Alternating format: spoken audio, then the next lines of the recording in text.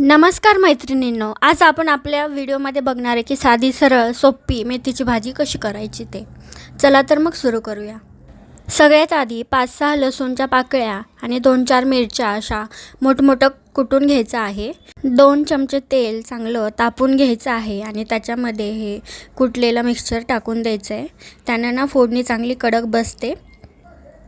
फोडणी बसल्यानंतर 1 चमचा मीठ टाकायचं आहे, जेणेकरून त्या मिरचीचा वास सगळ्या घरात पसरत नाही आहे. यानंतर अर्धी वाटी मूग डाळ स्वच्छ धुवून घ्यायची आहे आणि मग ती नंतर या मिश्रणात टाकून घ्यायची आहे. डाळ परतल्यानंतर स्वच्छ धुतलेली मेथी टाकून घ्यायची आहे. जर मेथी जास्त असेल तर थोडी थोडी टाकून हलवून घेतल्यानंतर त्याची साईज कमी होते. मेथी आणि फोडणी पूर्ण एकजीव करून वाफवून घ्यायची आहे.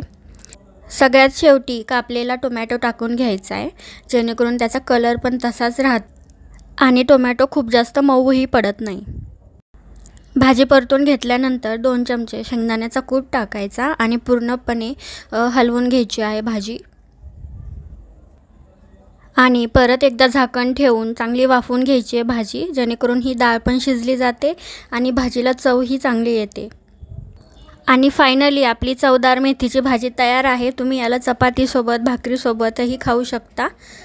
आणि तुम्हाला रेसिपी कशी वाटली मला नक्कीच कमेंटमध्ये कळवा. Thank you so much for watching my videos.